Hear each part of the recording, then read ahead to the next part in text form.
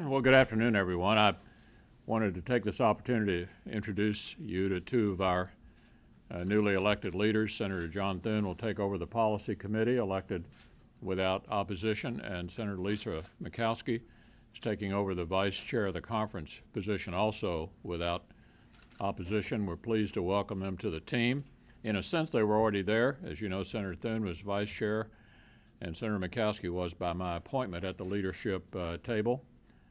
But we've now made these changes, and I'm happy to call on them to make a few comments, and then we'll take a couple of questions if there are any.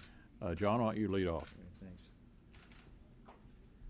Well, thank you, Leader, and I want to thank my colleagues for giving me the opportunity to serve as Policy Committee Chair.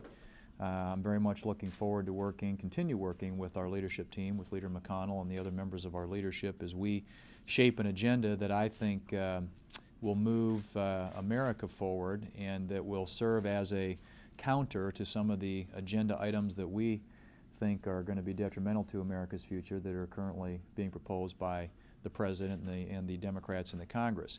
And I think they've given us a lot of opportunity to work with, whether it's proposing the largest tax increase in American history, spending at unprecedented levels, exploding the debt, putting on a new energy tax, nationalizing 1/6 of the economy with the healthcare system, taking ownership interest in now over 500 companies, calling for more unionization. There are so many things out there that I think create great opportunity for us to point out the distinctions between our vision of the future and theirs.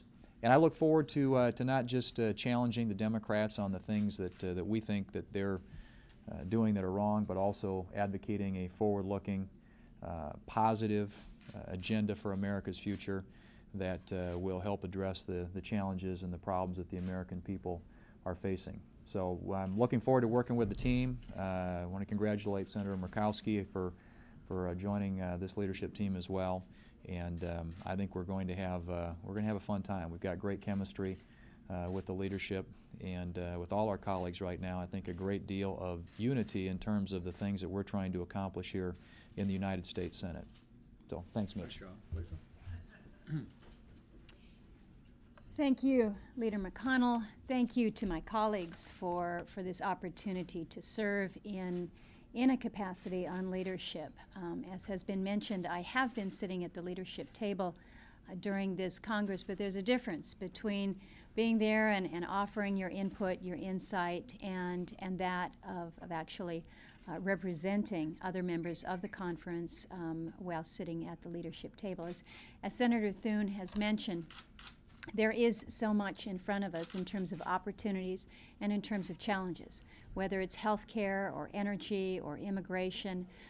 The issues are complicated, they're complex, and part of what we need to do as a Republican conference, we build out the agenda, most certainly, but it's also very important how we explain what it is that we are offering to the American public.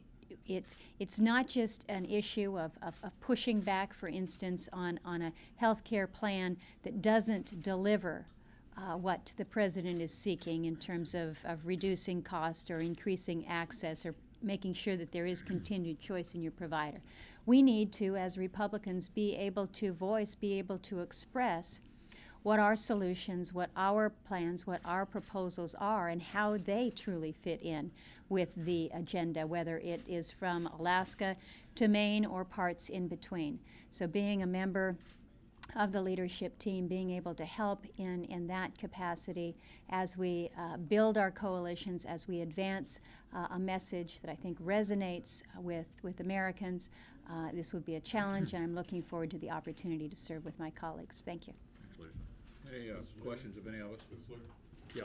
Leader, what are your feelings and reactions when you hear people witness the events regarding Senator Ensign, Governor Sanford, and then predict more electoral gloom for the party going forward? Look, we're elected to do the people's business. We're addressing extraordinarily important issues here, health care, climate change, what to do about Guantanamo, I think the unanimous view of my colleagues is we're here to do the people's business, and that's what we intend to concentrate on. But is it getting in the way of the message that you're trying to push forward on anything from healthcare to energy to Judge Sotomayor? These you know, we've had 2 scandals, 2 consecutive weeks in a row that have been dominating the headlines. What we are working on is what I just said.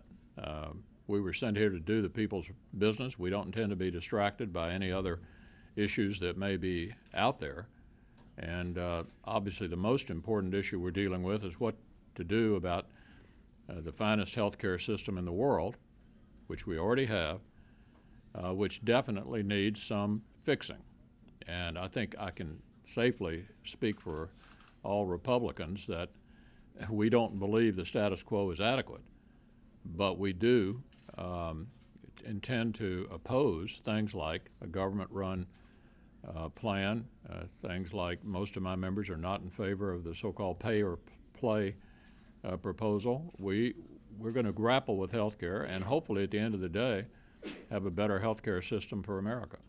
Do you expect any agreement on the ledge branch or Homeland Security this week? Yeah, I do think we're going to reach some kind of consent agreement to process legislative branch appropriations, and I think the majority leaders indicated we'll probably go to Homeland next and try to get some appropriation bills behind us during the next recess. Okay, thank you, everybody.